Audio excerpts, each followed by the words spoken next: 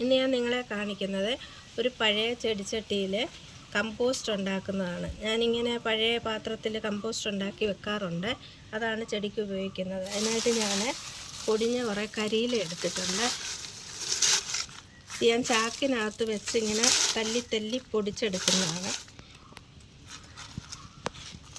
ഞാൻ അല്പം മണ്ണെടുത്ത് ഇട്ടിട്ടുണ്ട്. അടിവശം കഴിഞ്ഞ ചെടിച്ചട്ടിയാണ് ഞാൻ എടുത്തിട്ടുള്ളത്.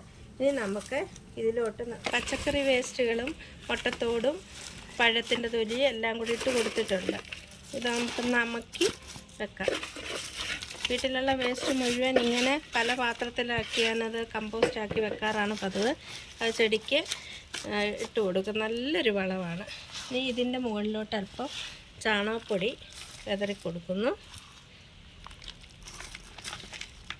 ഇനി കുറച്ച് ചകിരി ചോറൂടെ ഇട്ട് കൊടുത്തു. പിന്നെ കുറച്ച് മണ്ണും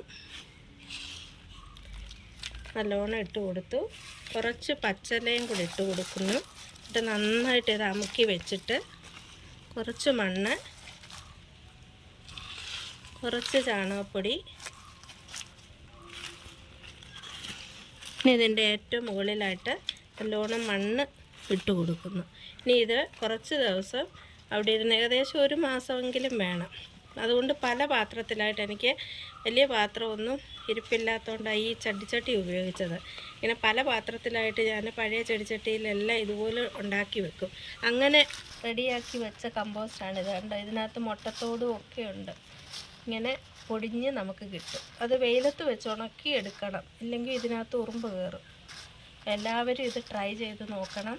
എൻ്റെ ചാനൽ സബ്സ്ക്രൈബ് ചെയ്യണം, ലൈക്ക് ചെയ്യണം, ഷെയർ ചെയ്യണം, കമൻറ്റ് ചെയ്യണം, ബെൽ ബട്ടൺ ക്ലിക്ക് ചെയ്യണം. എന്നാലേ ഞാനിടുന്ന എല്ലാ വീഡിയോസും നിങ്ങളിലേക്ക് എത്തത്തുള്ളൂ. അപ്പോൾ കണ്ടിട്ട് മാത്രം പോകരുത്. എല്ലാവരും സബ്സ്ക്രൈബ് ചെയ്ത് തന്നെ സപ്പോർട്ട് ചെയ്യണം. എല്ലാ പ്രിയപ്പെട്ടവർക്കും നല്ലൊരു ദിവസം ആശംസിക്കുന്നു.